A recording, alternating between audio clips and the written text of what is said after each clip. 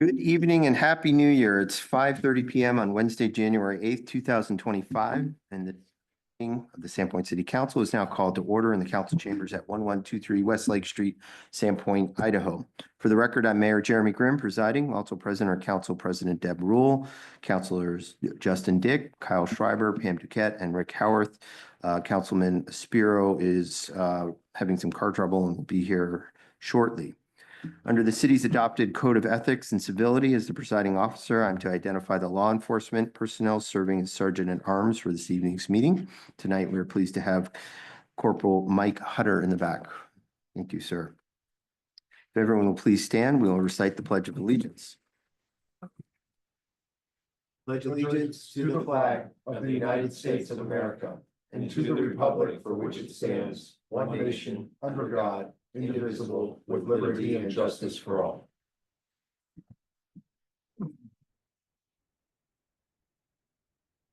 As this is a special meeting, we're following an abbreviated agenda this evening, but we are providing an opportunity for public comment. We will now proceed with the public comment portion of the meeting. If you wish to speak and haven't yet completed a sign-up form, please do so and hand it to staff at the back of the room.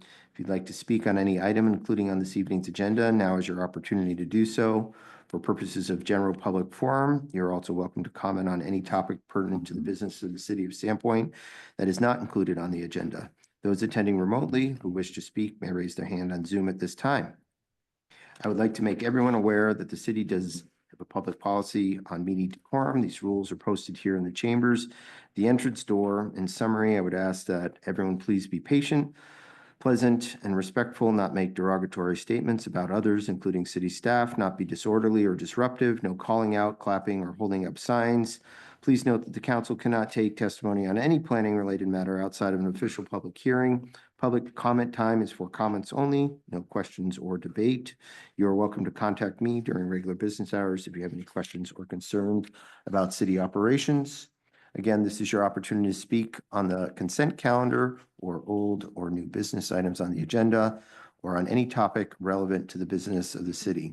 This is the only public comment that will be afforded this evening. When it's your turn to speak, please state your name and whether you reside in Sandpoint city limits. Each speaker will have up to 3 minutes. With that, Madam Clerk, has anyone signed up to speak during the public comment period? Yes, Mr. Mayor. Clay Hutchins. Good Hi, evening. Hutchison, Sandpoint, live in Sandpoint, Idaho. So obviously Idaho, live in the town. Nice to see you all. Happy New Year. My wife told me not to come in and waste my breath on this because I think these are things that have already been decided, but I'm here anyway. So in December 18th, you approved a couple of things, or at least had information on it. One was the approval of the grant application for the RV park. Now, I know that's just approving staff time, no issue with that. But I did want to remind you all that that RV park came about due to a land swap that was part of the master plan that was approved, and that had vigorous public input and vigorous public debate over that land swap. And that was to improve the parking. Specifically, the boat parking was supposed to go to that RV park. And at no time do I recall, was there ever a conversation in all those presentations that the city would get into the RV park business and maintain that as an RV park. So it seems to me there's a little bit of a bait and switch going on here with this being maintained as an RV park rather than improving the actual boat traffic and boat stuff there. So I just urge, let's have some public debate on that, comment on that, not just slide these things by after the fact, because that created a big controversy back at the time when that land swap was proposed and done. Likewise, seems that it's a staff decision to reduce the parking requirement at Bridge Street. I love that hotel idea. When they presented that at the zoning meetings, they presented virtually full compliance with the parking requirements. And so therefore, I don't think there was ever a condition put on the parking requirements because they proposed that they were going to comply with the 240 spots or something like that. And so, yes, they've got a nice consultant report. Many of us have been consultants. We know how that works. There's 176 hotel rooms, and they're saying at peak demand, they only need 145 spots. That's like 31 parking spots less than the hotel rooms, not to mention all the other stuff that goes on there. And with all due respect to the consultants, 3% of the people aren't going to get off the Amtrak train and come and use that hotel. There were many comments by the staff, not staff, by the council addressing those on, it may be a moot point. But there's some fuzzy math going on that. And when you are not improving the parking situation of the city beach and you're actually degrading it, because all that excess flow is going to go to the city beach, we all know that, unless you put in, lots of rules and restrictions nobody's going to like. So you're actually probably degrading the parking at the city beach. This is not stuff that should be done by staff decisions and behind the scenes. This should have vigorous debate because we all know what happened at Traverse Park. This is a bigger issue, bigger lightning rod to the city people at the beach. So just a couple of comments. Thank you very much. Thank you, Clay. I appreciate your time tonight for coming out. Mr. Mayor, I'm not aware of anyone else who wishes to speak during the public comment time. Excellent. Thank you, Madam Clerk. That will conclude the public comment portion of this evening's meeting. Next, we do have a couple of items on a brief consent calendar this evening. Does the council have any questions or wish to remove any items from the consent calendar? Mr. Mayor, I don't want to remove anything, but is it possible to ask 2 quick questions? You bet. One for each. Okay. Just again, my curiosity. The equipment, the price was valid for 30 days on November 1st. I just wondered if it was going to be increased, whoever Cheryl thought. It's just curious. For the back truck? Yep. It said price was valid for 30 days as of 11/1/24. So I wondered if that would change or has it, or will it?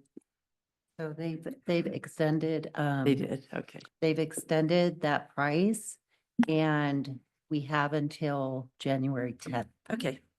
I did not see that on there. for the Thanks. purchase order. Thank And you. then you had another No, question? not on that. Nope. Okay. And then the swing up on the memorandum of understanding for the firefighters. Does swing up mean they go to a higher position when they fill in another position? Oh, that's you too? That's me. Okay. So I'm back. So swing up, that's exactly what that means, that a position higher Okay, needs to be filled so that that person is filling Okay. that position. So the swing up is to cover for that a different, higher a higher responsibility. position. Yeah. And then it said in there that they're trained for those positions as well. Okay, Correct. thanks. You're welcome. Hearing no other questions or comment from the council, I'll entertain a motion to approve the consent calendar. So moved. Second. Moved by Dix, second by Schreiber. This will be a roll call vote. Counselor Howard, Yes. Counselor Rule, Yes.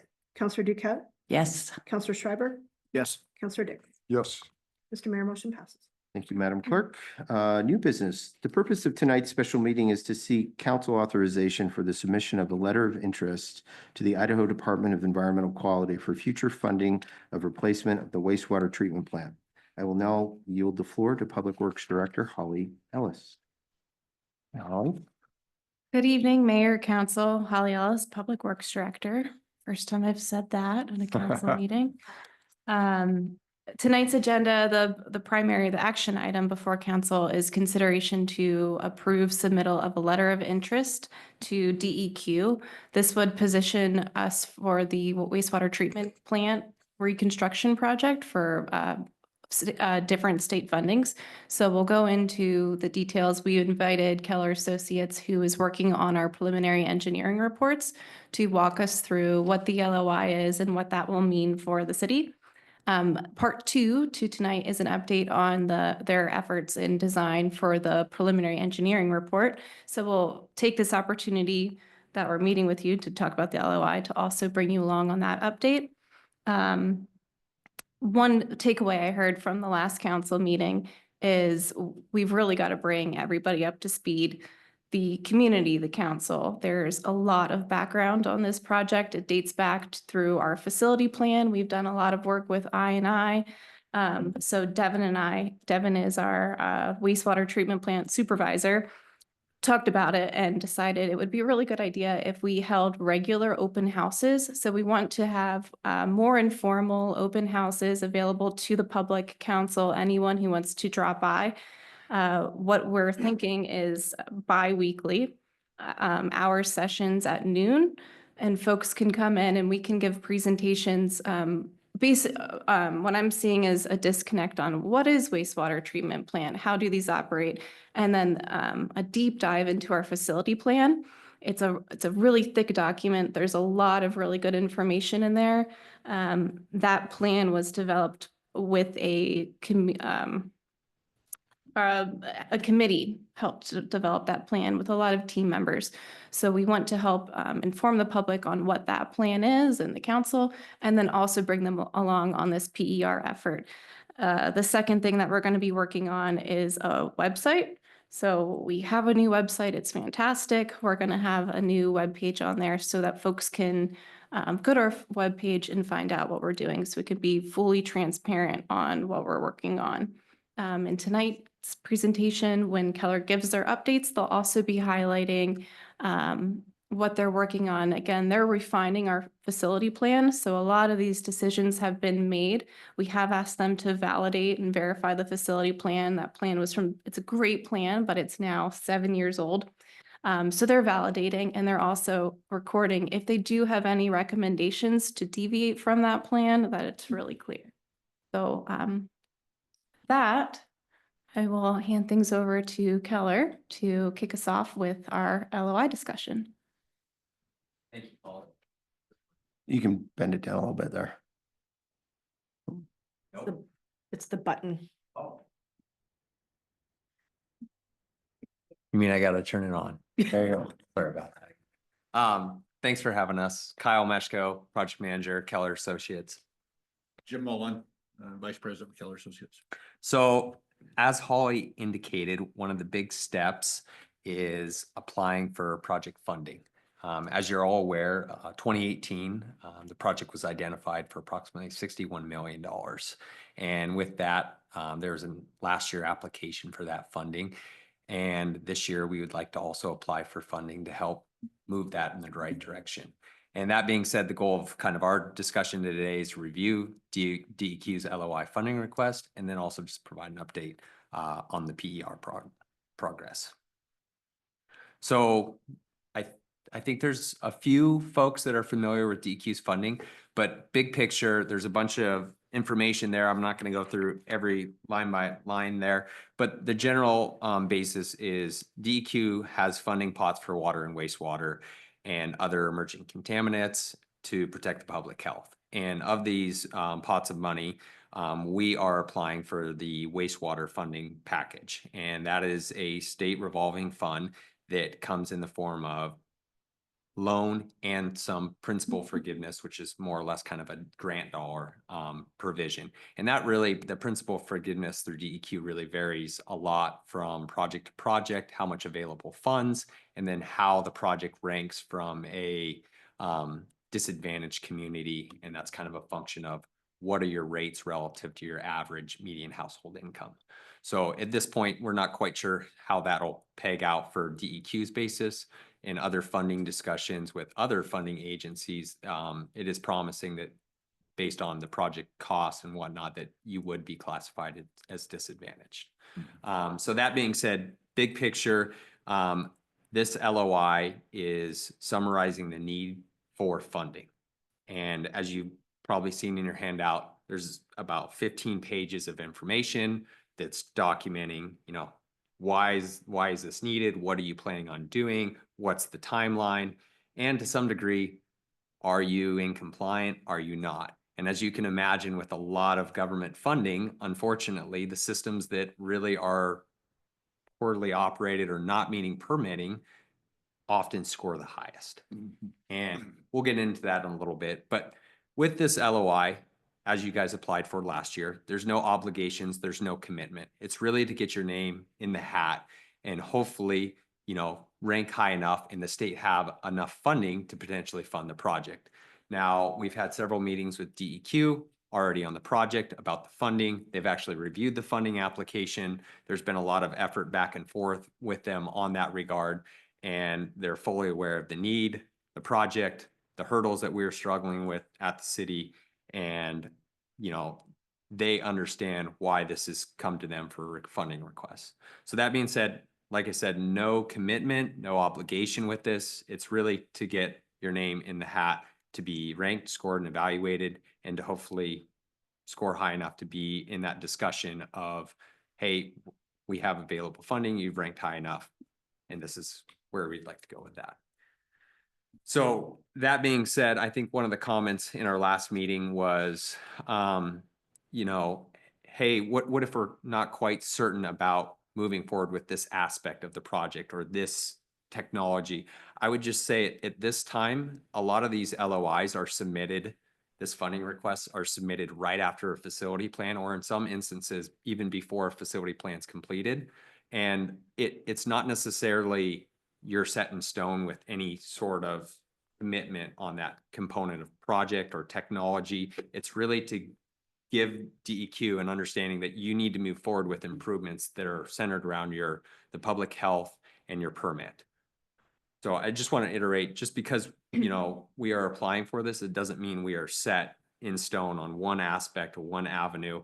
It's really painting the picture that there's a need here and the city is interested in trying to solve this need.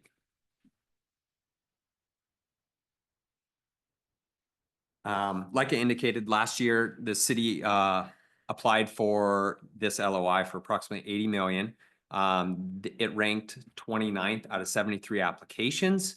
And here's the really brutal reality, and I'm not going to sugarcoat it for you guys, is 3 projects were funded in this wastewater package for 63 million. And that was a really black and white opposite of what was experienced just prior to that, a couple years prior, where there was tons and tons of ARPA money and other project funding. And I think that threw a lot of communities for a loop when they saw that come out. And, you know, there's a lot of communities that need this funding and are banking on this funding to help with their improvements. And that being said, you know, I don't envision there being a significant change in their funding for this year. And I do envision that could be a very similar outcome. And with that kind of regard, I do want to paint a picture, and this will kind of lead us to our differences in costs and why costs has inflated. You'll see there on that 3rd bullet point down, the funding history of the Clean Water SRF, which is our wastewater funding. Demand was 264 million statewide in 2018, and then in 2023 it was 963 million. So that is a combination of inflation, project costs, everything has accelerated on that front, as you can imagine, and then also just overall demand. And on top of that, as you could see, it makes the competition for this funding extremely competitive. And oftentimes the communities that are struggling the most to maintain or meet their permit or are having violations left and right are going to be a higher priority for the state. In some of these funding discussions, another funding agency we've worked closely with on many projects statewide and regionally is USDA-RD. We also had a meeting with USDA-RD. I'm actually much more bullish with their funding avenue and think they are probably a much higher odds of getting a project funded. A component with their funding is that they are likely to have a higher grant percentage than DEQ would. And that's been observed in a lot of the projects that we have been funded through USDA. And I think with that, both of these fundings, as I noted, really can't be executed until bond has been, or a revenue bond has been passed or judicial confirmation.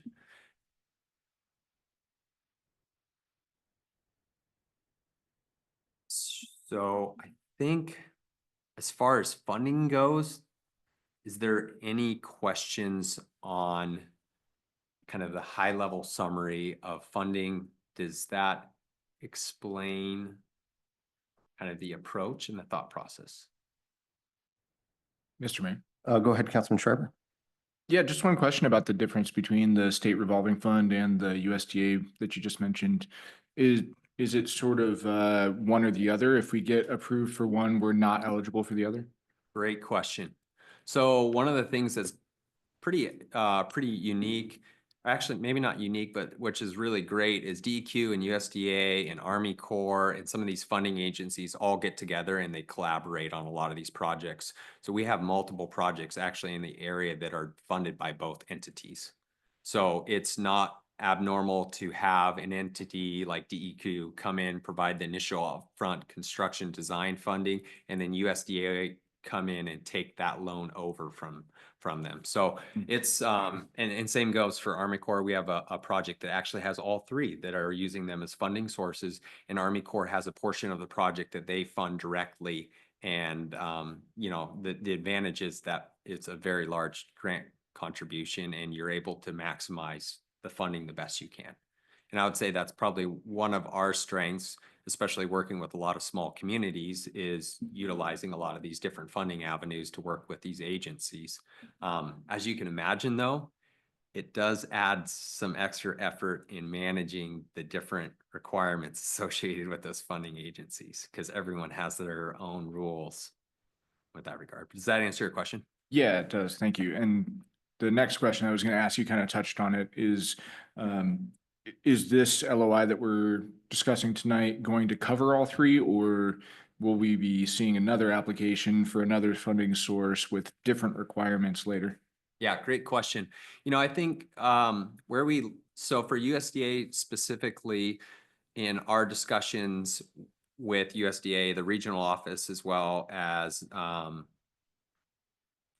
believe, no, it was just Howard. I guess it's just the local office, is that they would recommend applying either as you're approaching your bond or immediately after you've passed your bond.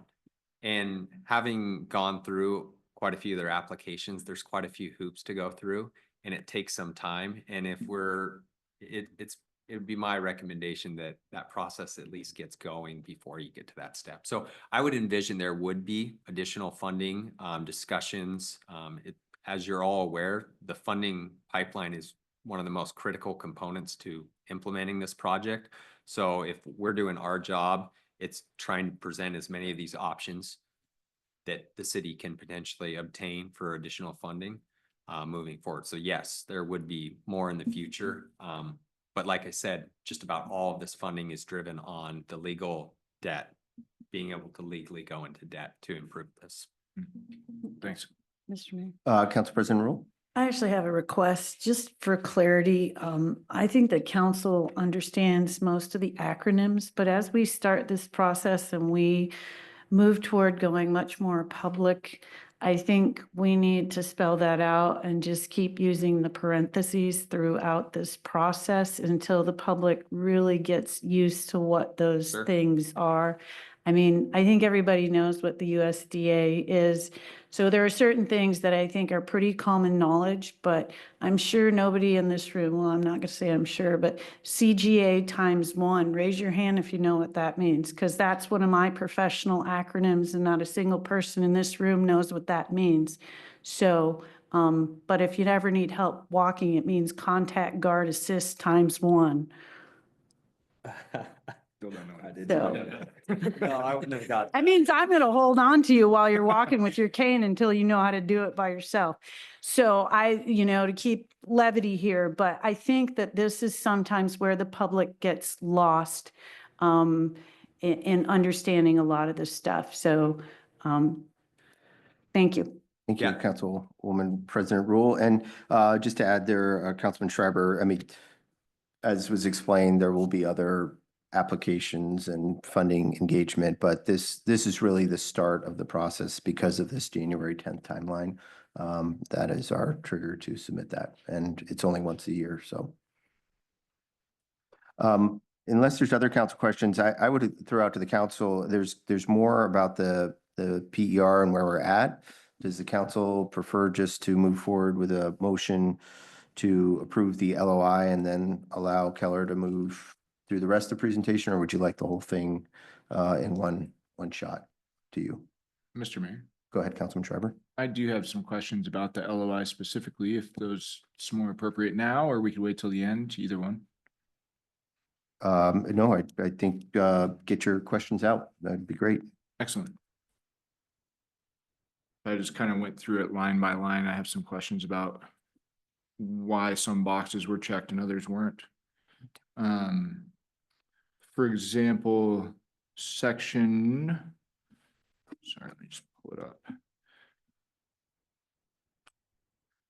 B1CII. Excuse me, is there any way that can be put on here? Because I didn't bring my Probably. computer Bet I can share. so that we can actually look at that. Please, thank you. Yeah, what page are you on there? Page 6 of 14. Okay.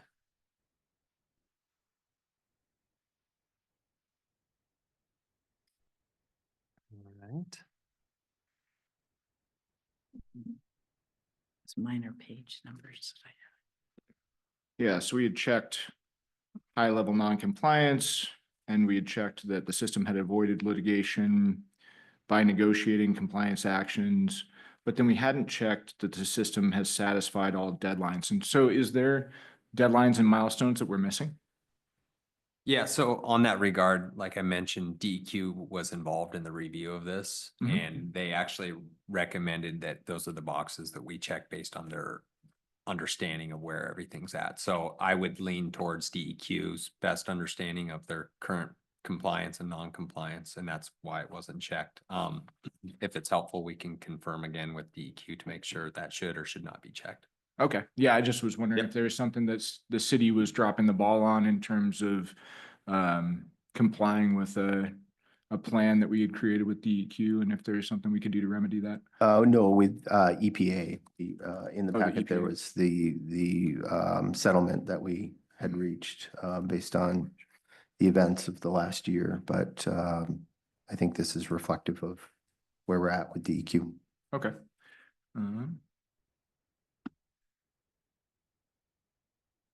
And it's maybe a bit unfortunate, right? I mean, one of the things that's become abundantly clear is that our exceptional staff has done an amazing job running a obsolete plant at the end of its useful life very well.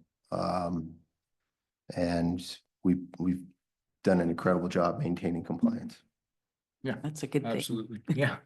But that All kudos to ends the- up actually harming you in the application ranking It's process. okay. Well, that particular item was complying with a plan, so that's why I was concerned that maybe we weren't doing that, but it sounds like you guys have already discussed that, so. Skipping ahead to D1D. You have a page, Kyle? Yeah, just page 7. Okay. It says removing and disposing of biosolids. Isn't that what we're doing to the water? Yeah, and the rest of that's in testing an existing lagoon. So I think it's tied to that lagoon component. Oh, okay. So that's only applicable for Yeah, lagoons. that's Got it. my understanding, correct? Thanks. And then the letter from ICL kind of touched on this a little bit, but D3A, so that would be page 8.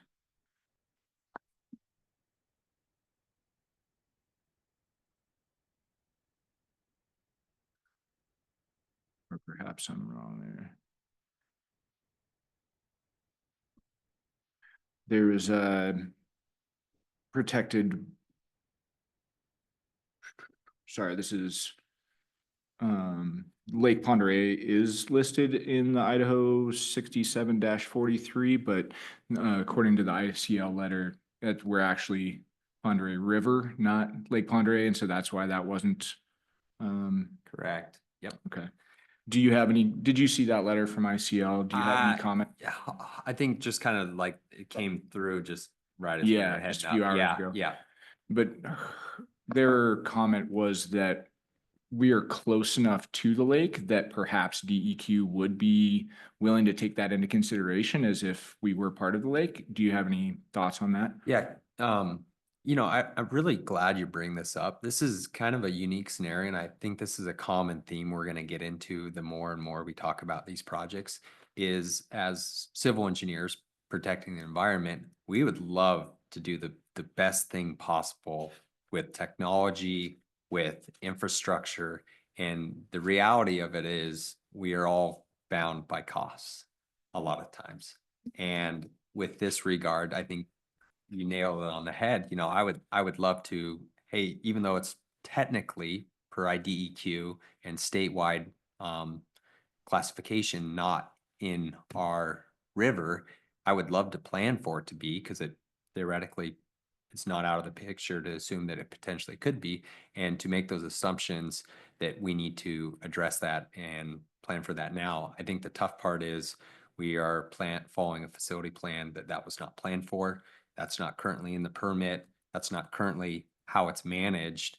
And in result, all of those decisions in planning for those higher treatment, environmental conditions all have a significant cost.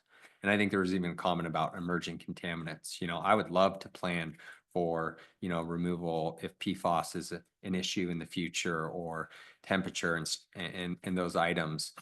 It's just it's a tough balancing act. And I just want to clarify that, because, you know, it might be perceived, you know, oh, we're just trying to do the bare minimum. We're trying to balance the costs, the political side of this, and then meeting our permit and doing our obligations. So your guys' input on this is super important, and I think it's a great comment on that regard.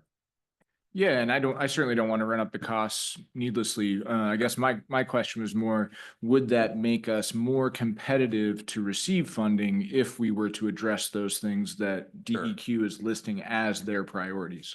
Yeah, and I think DEQ looks at this pretty black and white. If the river has a TMDL, so be it. You know, the difference, the lake, the river, in Mhm. their eyes, it doesn't. So at that point, they would not deem that. They as won't give us the applicable. points. Yeah. correct. And Okay. I do recall in our meeting with DEQ, we brought this exact question Yeah. to them, and this was their response. Yeah, we actually even had the map open. We were looking at how close it is between the two. So it's a great question though. If you first click on their link, it actually says Lake Pend Oreille right where we're at. And then when you zoom in, it changes. Yep. It's a little confusing. And then E1D has to do with an asset plan. You have a page for that? Oh, there we go. Asset management plan. Or asset management system. Could you describe what that is, or what that would take to put in place, or why it's not relevant?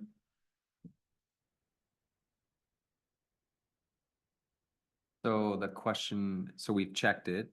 Mhm. D is not. Oh, it is checked. The one that I have from my copy isn't checked, so never mind. Question withdrawn. How about E? Is there a reason why we would not evaluate becoming a green power partner? Seems like evaluating is a pretty low bar. Yeah, the DEQ provided the summary of the EPA Green Power Partner. This is a newer funding component that they've added in, and that information has been shared by the city on that behalf. It's totally up to the city's regard on that. I did respond via email, I think, back to Holly on that question. So as far as what that entails, I will leave that up to the city to determine if they would like to apply for that or not. Yeah, I think if it would help us be more competitive, we should evaluate it. It seems like a pretty low bar to make our application more competitive. And then same with G, if you just scroll down just a little bit, is there, Councilman, while you're there, would you like to make a motion to amend that oh, yeah, sure. to evaluate becoming a green partner? Unless that evaluation process is a lengthy, costly, time-consuming process. I'm not familiar with what EPA Green Power Partner is. I don't know if Keller's more familiar, but I don't know what that would entail. I'm not even sure the EPA is going to exist in 12 days, but Well, that might be calamitous for our funding, wouldn't it? So if it'd be helpful, I could just read off a quick summary of what DEQ sent us on this regard. Okay, Um, and this came right from our wastewater lead at DEQ in our Coeur d'Alene office. So, an EPA Power Partner is a program encouraging organizations to voluntarily use green power, helping to grow the U.S. green power market, promote new renewable electricity sources, reduce air emissions and pollution, recognize leadership in green power adoption, and support market principles that benefit all U.S. electric consumers. This program appears to include guidance and tools for developing renewable energy projects. The requirement in the LOI only requires the owner to evaluate becoming an EPA partner and does not appear to require program participation. I would expect an LOI scoring in this category to document in the PR possible renewable energy projects and any benefit or problems with pursuing renewable energy with the EPA partner.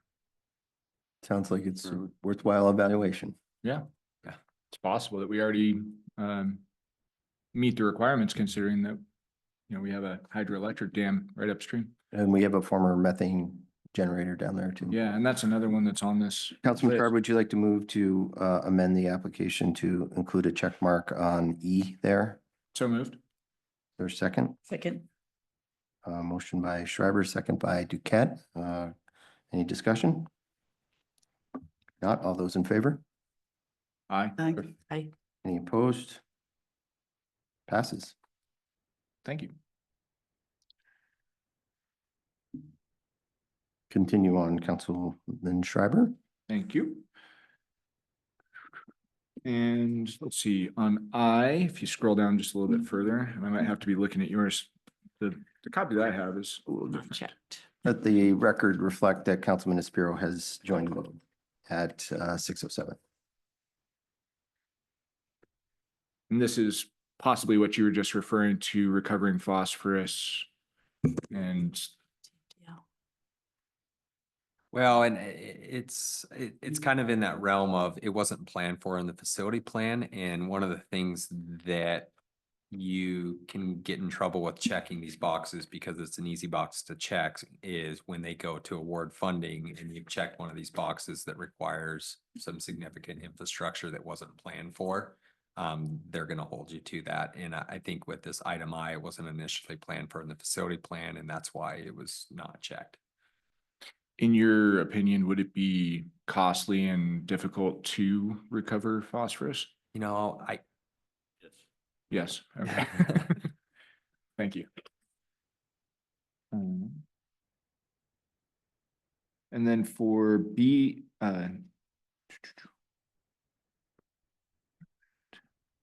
yeah, E2B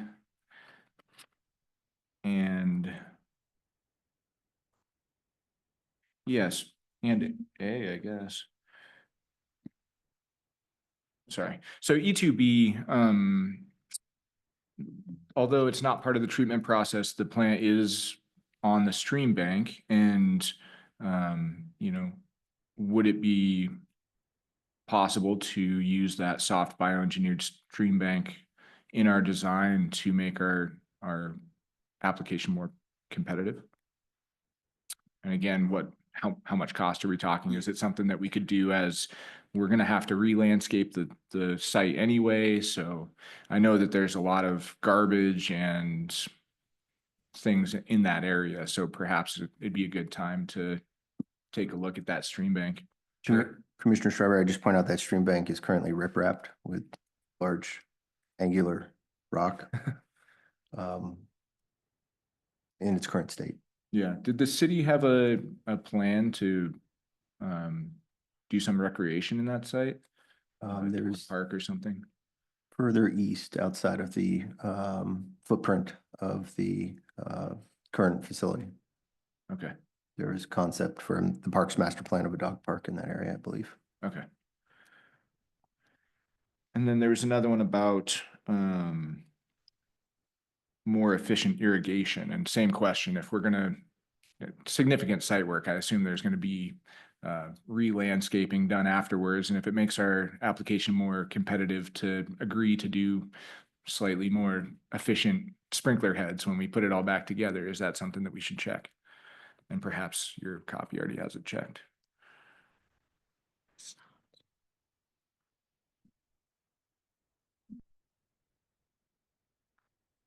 Yeah. I would have to 3C there. defer to Holly. Do we sprinkle right down there right now that you're aware of? I don't think we do, but We do have graphs. I'm not sure that they're irrigation. I think one thing that we do have in-house is folks who do irrigation on their own. So I don't see that adding it to this project would be cost effective. If we needed irrigation, it would probably be most cost effective for us to do that in-house versus paying a contractor to do it and have an engineer design it. Okay. So I guess the checkbox says replace existing irrigation systems with more efficient irrigation systems. You're saying we're not going to have an irrigation system. No, not at all. I think that would just be an efficiency that we could see. We have people in-house who can design and build irrigation systems, and typically that's how we operate our irrigation systems.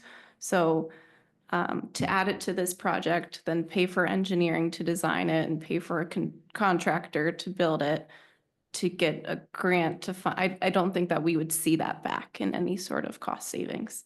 Okay. Okay, yeah. So it would have to be designed by an engineer. It couldn't just be, yeah, as we put it all back together, we're definitely going to use. If we're going to add it to this project, everything is going to have to be designed by an engineer, built per federal standards, and having a contractor come on board to install it. Perfect. Thanks for that clarification. Getting close to the end, I promise. I see that E4E is checked, and I'd just like to, for my own edification, know about the on-site energy generation. That sounds really intriguing. Yeah, I might punt that to Holly on that regard.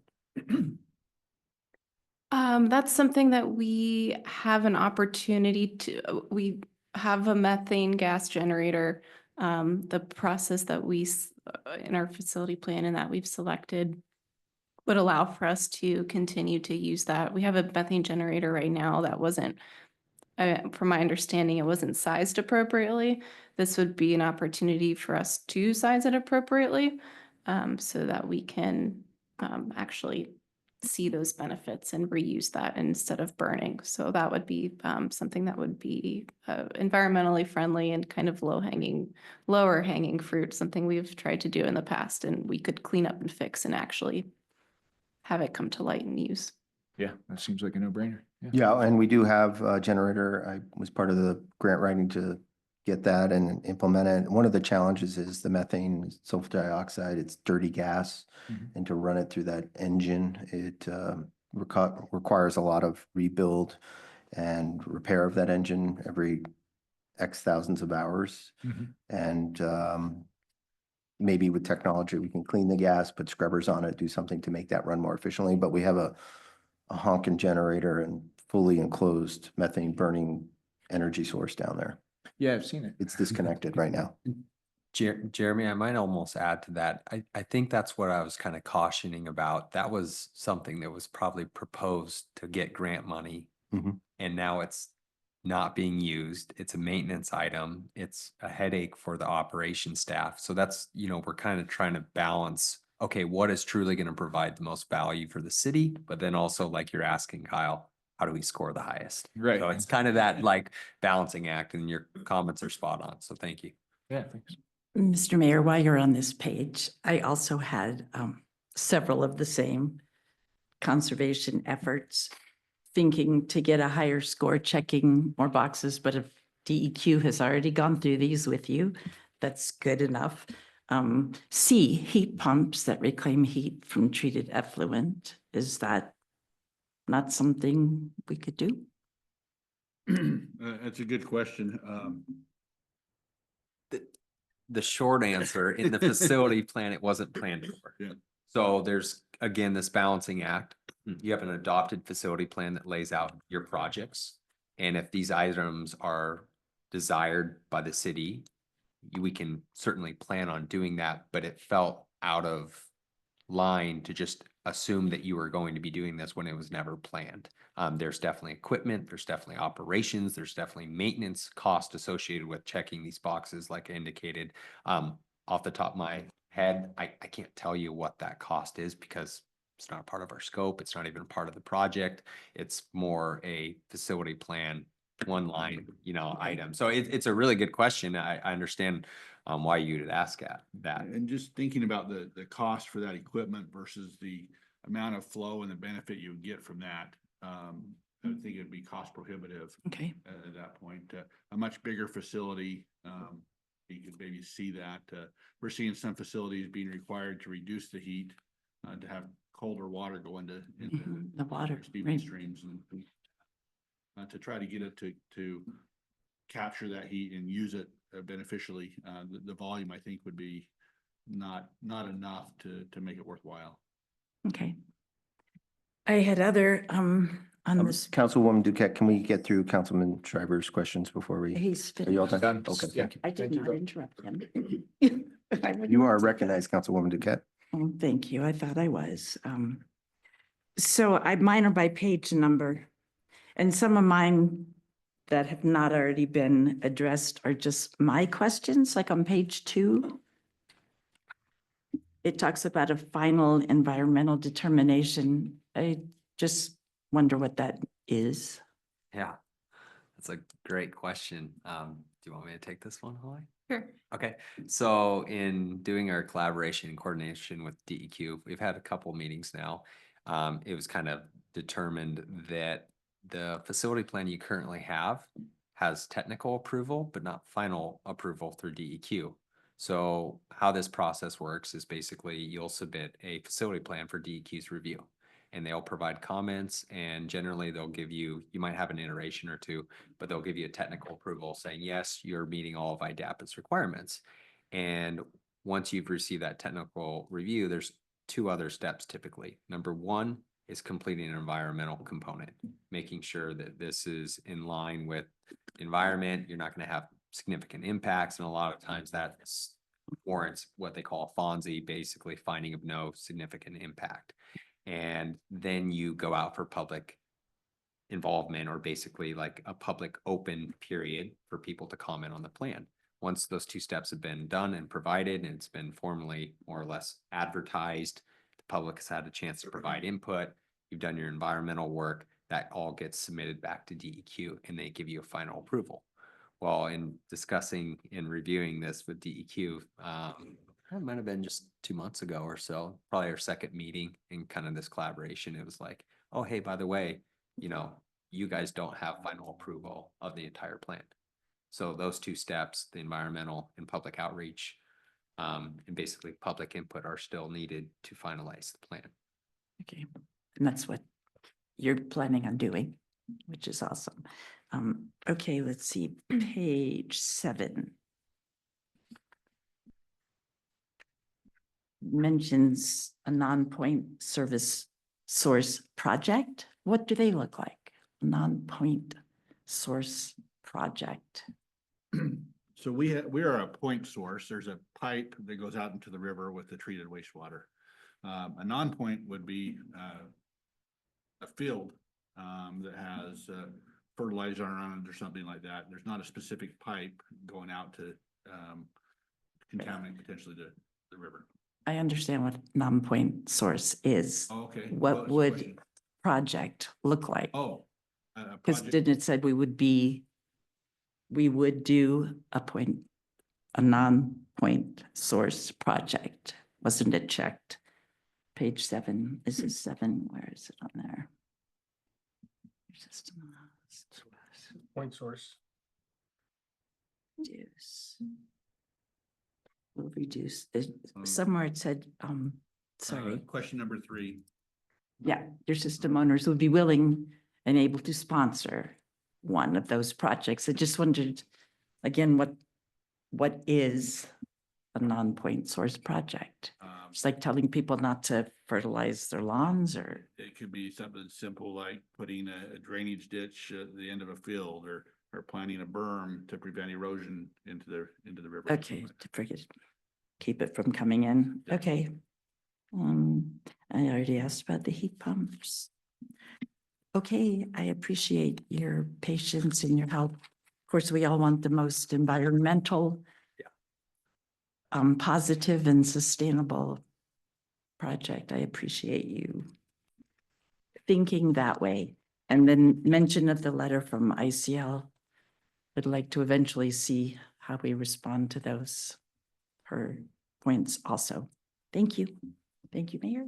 You bet. Again, council, I defer to you. Would anyone like to take care of the direct business, the approval of the LOI, and then continue on with Keller's presentation, or would you like to continue with the presentation? Preference one way or the other? Mr. Mayor, Go ahead, Council. I'd move to approve the LOI at this point. So I would entertain a motion to approve the resolution directing submission of a letter of interest to Idaho Department of Environmental Quality for future funding of a wastewater treatment plant replacement. That was moved by Council President Rule. Is there a second? Okay. Second by Councilwoman Duquette. This will be a roll call vote. Counselor Schreiber, Yes. Counselor Dick, Yes. Counselor Sprow, Yes. Counselor Duquette, Yes. Counselor Howard, Yes. Counselor Rule. Yes. Mr. Mayor, motion passes. Thank you, Madam Clerk, and thank you, council members. This is a really important project. With that, Keller and Associates, I defer to you to continue on your presentation and inform the council and the public of where we're at and where we're going. Great, sounds good. So I think we were here kind of mid-November, does that sound right? So it's been probably about 6 weeks, 8 weeks since our last meeting. At our last meeting, we discussed a handful of the alternatives that were kind of re-scrutinized from the facility plan. And between now and then, we've kind of refined the facility plan improvements. And in our last meeting we had at the end of last week with the city staff. So kind of the goal for this PER update is just kind of, again, hit on the, what's the needs of these improvements, discuss kind of the project process and how this is being developed and kind of what are the next steps and how things are phased and incorporated. And then just quick recap on the alternative evaluation and the deviations from the facility plan. Kind of like Holly indicated, this is an adopted facility plan by the city. We are following this facility plan minus a few deviations that were a part of our scope of work to evaluate and to really scrutinize and to make sure that's the right direction for the city. With that being said, we'll jump into that. So as most of you are aware, but anyone that's online that is not, why are these improvements needed? The system is generally, for the most part, has many facilities, buildings, pipes, equipment, operations that are greater than 50 years old. And in that kind of a corrosive environment, they are generally beyond their useful life. And what that means is on the surface, they might look like they're functioning, but as Devin may have said in the past, it's one of those where it's like, it could be a really good day or it can just flip like that. And we can have failures, we can have issues, and some of those items can just be catastrophic. You don't know, it can be humming along just fine for a week and then it can just hit. So a lot of the equipment and facilities are kind of beyond their useful life. And then on top of that, the capacity of many of the facilities does not meet the current flows. And I think as the community and the city is aware, our large I&I influence, the system struggles to treat and handle that during those peak runoff events. And in result, that has it strains the facilities, it strains the equipment, it strains the operations, and it puts a lot on the staff. And on top of that, many of the facilities are outdated with equipment, and improvements are needed to improve the overall operations, reliability, efficiency, and overall public health and welfare with the surrounding area and the Lake Pend Oreille and river. So big picture project process, like we indicated, wastewater facility plan is your first step. Applying for funding that can really occur at the facility planning phase, at the PER phase. Ideally, you're getting funding typically kind of following the facility plan. But, you know, we've also done projects where you're developing the PER and you get full project funding at that point too.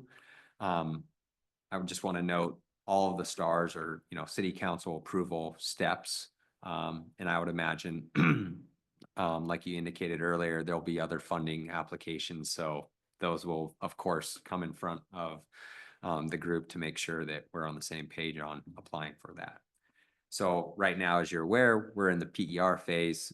Unfortunately, it doesn't look like it's very far down that list. I wish it was a little further down that list, but that's where we're at right now. One of the next steps following the PER phase is passing a revenue bond, if that's the route that the city would like to proceed. We did have a bond attorney presentation with city staff on kind of discussing some of the different financial routes that can be taken to secure funding and debt as a municipality. But that's what we're showing right now as potentially the next step. And then once the bond has been passed, secure funding, like I indicated, DEQ will come out with a priority ranking list this spring with kind of final recommendations for funding in July. So we'll kind of know where we shake out on that regard. So I'll have a better idea understanding the DEQ funding this summer. And then once you secure funding, you know, design would then ramp up, and then you'd go, depending on an alternative delivery method, you'd go out to bid, or you'd bring a contractor on board to work with developing the project, and construction and some startup commissioning. So high level, I know it's kind of simplified, but big picture kind of lays that out. You know, a lot of that I've already kind of hit on in that prior slide is, you know, we discussed kind of the environmental review, public comment for the engineering on the facility plan. Those are still needed to occur. Those are something we've recommended. The city is on their to-do list here this spring. On top of that, you know, we're in the current phase of the PER. We're drafting that and anticipate having that this spring, and then that'll go into DEQ pending your approval, comments, feedback. That'll go to DEQ for review and approval. And following their review and approval, the next step is design plans and contract documents. Funding, we've kind of already hit that. Regards to the two major funding avenues, there's other funding that will come up and be discussed in the future.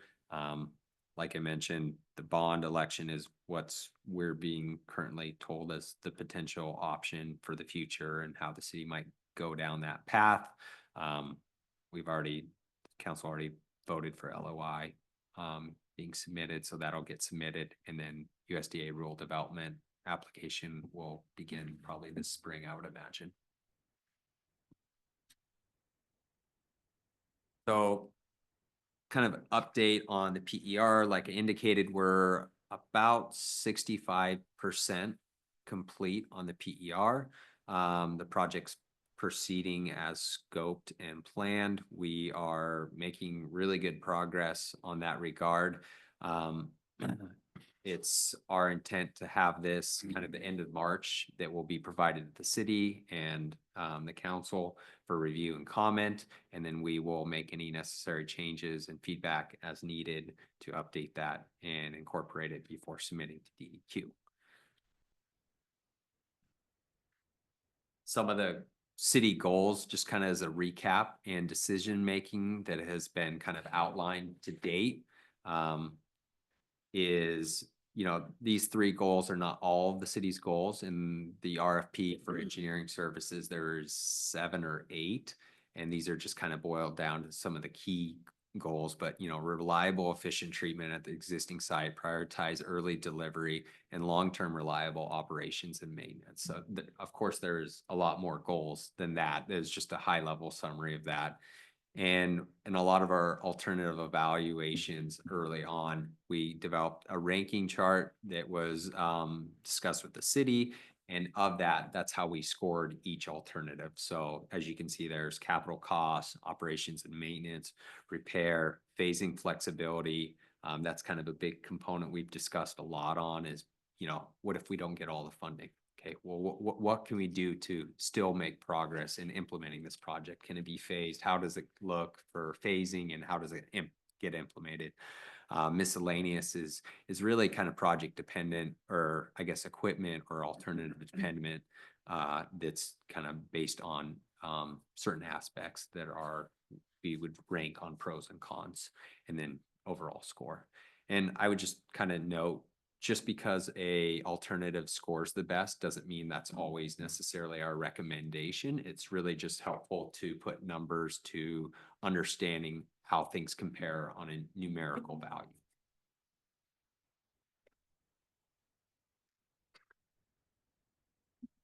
I think at our last meeting, we gave kind of a high level, really complicated table that had so much information that was probably tough to kind of delineate the deviations from the facility plan. But, like Holly indicated, we are more or less following the facility plan minus some of the items in our scope of work to further scrutinize or evaluate other alternatives. And these 4 items are kind of the larger of the deviations from the facility plan. And keep in mind, there's going to be deviations, but they're on a small scale. At a facility plan level, you're at 50,000 feet. You're looking at, with a wand, and it's very, very, very high level conceptual. And so not everything's going to be painted out and how things are going to come together. So there's going to be deviations on those smaller aspects. But as far as each facility and the treatment technology, that's what we've really focused on. So one of the items we would, all 4 of these are items that we've recommended and are currently moving forward with, is we recommend deviating from the facility plan to meet IDAPA's rules for installing 2 mechanical screens, each with a capacity of 14 MGD. I think in the facility plan, it was just installing 1 of the screens, which, as you're aware, that wouldn't meet the IDAPA requirements for having redundancy for the screens. And some of that can be a combination of change in projected population growth from when the facility plan was done. I think there's a discussion last meeting saying the comp plan actually had a higher growth rate, and that was utilized for this planning PER development of the improvements as opposed to the facility plan. So in a result, that creates additional population in our criteria, which, as you can imagine, adds additional flow. Primary clarifiers. One of the technologies that we evaluated was, it was basically a primary filter, which I believe that information has been provided at the last meeting. It's more or less a much smaller footprint, and it's able to remove a higher amount of TSS and BOD.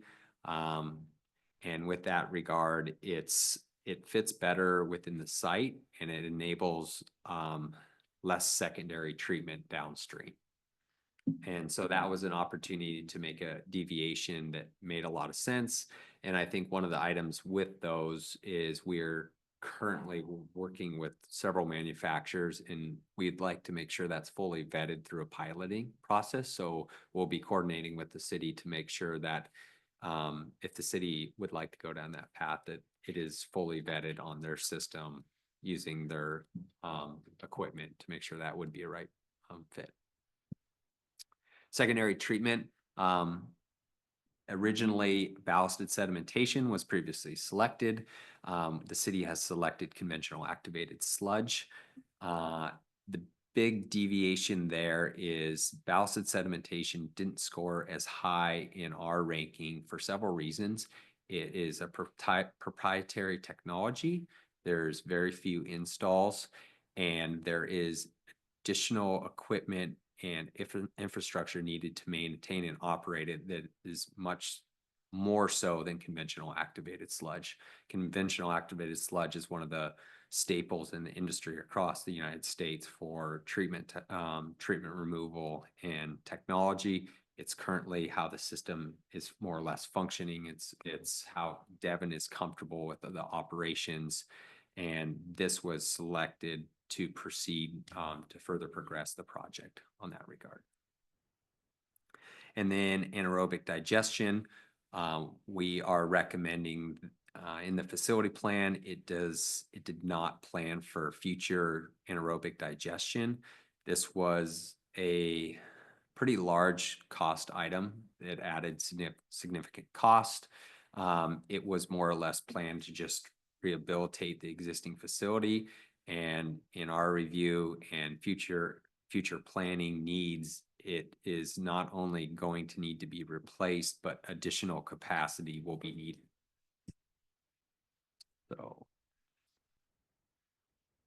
So it's our recommendation that new anaerobic digestion facilities are planned for, and this is actually not technically in our scope of work, so we're denoting it in the LOI planning at a high level, but further planning and design will need to be planned for these facilities.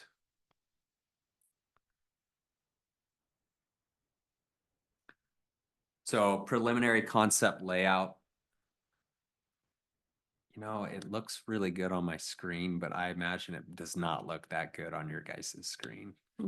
I will, oh yeah, my mouse does show up on there. Okay, perfect. So here's your current, I'll try to do a really high level concept walkthrough. So your current headworks is right here. And this is where improvements to the screens and grit removal will be completed. It will then flow through a new influent channel that will flow into your primary filters. And your primary filters will also be in a building where there'll be an influent pump station where that will then pump to your aeration facility, your conventional activated sludge system. And that will then, you know, aerate the wastewater, and then it will flow to your secondary clarifiers, which are these two large diameter circles. And wastewater will then flow through the clarifiers to UV disinfection and out to the river. The admin building and lab is placed at the top of the screen there. And the solids handling and aerobic digestion is placed here. The current administration building and lab would be demoed, and the secondary clarifiers would be demoed. And there would be additional room in the middle. One of the things that's really challenging with this site, I'm almost scared to zoom in there because there were so many pipes running all over, is, as you can see, a lot of the colored lines there you can see are running around the outside. It's our intent to stay out of the mess of the utilities that are currently in there the best that we can. A lot of this layout and site concept piping it's our intent to avoid that segment of the plan for a lot of reasons, from just constructability to unknowns. I would imagine there's a lot of stuff that is unmarked, that is unknown, that will be encountered on that regard. So I know this is a really high level concept, and I think, you know, Holly indicated it would be our intent that there'd be more public outreach, there'd be more discussions. You know, this is not set in stone. This is still, you know, at a preliminary design level. There can be modifications to this as things continue to be developed. But from a kind of a concept layout, that's kind of where we're at right now. So preliminary opinion of costs. This is the big sticker item. You know, I think when we started this project, it was one of the first conversations I think we had with Mayor Grimm, and that was, what's this project going to be? You know, how do we budget for this? And we don't know how much funding we have. It's kind of it's a really difficult balance in planning for design and phasing and stuff like that when you don't know what your funding budget is. And that being said, you know, with the LOI, the intent is to be conservative in that funding request. And at this point, in the project, from what we know, we feel like we are very conservative with this funding request. You'll see a contingency of 40%. That's higher than normal at this level. We're doing that because when is this project going to be built? We don't know. It's really hard to anticipate when these improvements are going to be done and when the market, what is the market going to provide us? This year has been extremely well for consistency, and we've seen inflation come down substantially. We've seen bids come in much tighter than we've seen in years past, but it's just really difficult to anticipate that. So with that being said, these costs were developed based on the decisions that have been made to date. And as you can see, it's, you know, approximately double the project cost from the facility plan. And why is it double? You know, how could it possibly be double? And I kind of think back a little bit to that funding slide that I shared earlier, where DEQ in 2018 had approximately $280 million requested statewide for wastewater projects. And in 2023, they had 800 or 900 million. And that's not just a coincidence that everyone's trying to do their project. That's a real cost that has been tied to all these projects that have increased with inflation, markup. Some of it is requirements through AIS, BABA requirements, and whatnot. And then also just the available workforce. Idaho has been one of the fastest growing states, and in result, there's a lot of construction ongoing that stretches contractors and availability. So with that being said, we utilized a handful of different sources from suppliers, bid results, estimating databases such as RS Means, and that also incorporates, there's a couple critical items why that's higher as well, is the anaerobic digestion replacement. That was approximately, you know, just a construction cost without markups was about a $9 million ask. I don't remember off the top of my head what it was in the facility plan, but it was significantly less than that. And then we also were able to complete a geotechnical investigation in the PER, which also they were able to go on site, provide, you know, their understanding of the soils, the conditions, the groundwater, and that evaluation was incorporated in a lot of these costs. And as you can imagine, I think I actually mentioned in the first meeting we had was the soil conditions are very poor. And that adds to a significant cost for these facilities from a foundation, from an earthwork, from a dewatering standpoint to construct. So just a quick summary, I'll flip through a few of these alternatives that were evaluated. So I believe we completed this evaluation in October. Does that sound right? Well, yep. About October.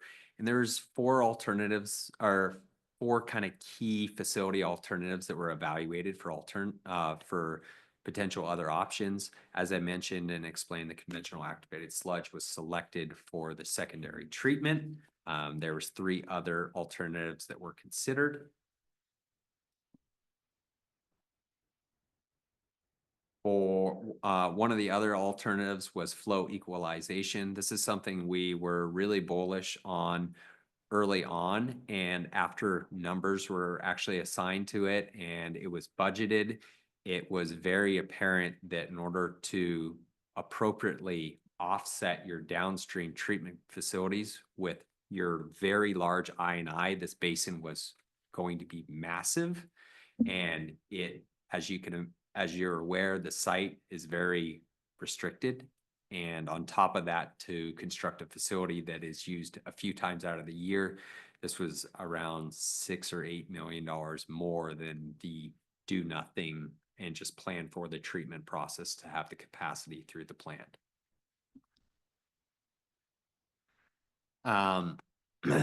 Primary treatment, primary clarifiers were initially planned for, with primary filters being selected. And odor control, photoionization was selected. over biofilter and trickling filter. I think a couple key items for that was the ease of use, the ability to treat a varying range of odors, as well as less operations oversight for the operations staff. And that's kind of quick, high level summary of what we've done since we last discussed, and a little bit of a recap from kind of kicking the project off. Thank you, Kyle and Holly. Council certainly open to any questions. We've heard from Holly that she's going to initiate a public outreach and informational open house, and then weekly here at City Hall for the public. If anyone wants to provide more input, we're then going to be moving and working with DEQ on the ranking and see how the LOI comes back, moving parallel with a variety of funding, other funding opportunities such as this USDA rural development funding. We will be at some point engaging design and kicking off a technical committee on that as we get there, as well as a public outreach effort for the bond election, which we anticipate to take place next fall. With that, any questions for Keller or Holly on this project so far? Mr. Mayor, I have one quick question. If you could go to page 12, please, on this. And then are we going to get this, I can share it. please? Up where the new admin building, is that the fence line back there, or what is that? That is underground power. There's Okay. a fence line here to the X. And I also would say there was a lot of discussion about how much room we have to the north there, because it is city property, and it's our understanding, we have gotten educated very quickly that we do not go into the cedar grove. Okay, at all that's costs. exactly what I wanted to hear. Thank you. And I will say, if more room is needed, I will probably ask again, but just because of the tightness of the site and the cost for maximizing the site becomes astronomical as we continue to develop the site. Right. But it was our intent, as you can see there, to try to avoid influencing or impacting that area. Save the trees. Gotcha, Yep. Pam. Thank you. Mr. Mayor, Go ahead, Councilman Howard. just like to make a comment. I know in some of my reviews that I met with you guys, you have details around kind of the project schedule. And I know it's highly uncertain at this point in time, but I do think it would be good to start to work it into the packet so that we all understand and the public understands that this is a lengthy project. It's not something that's going to happen in a year.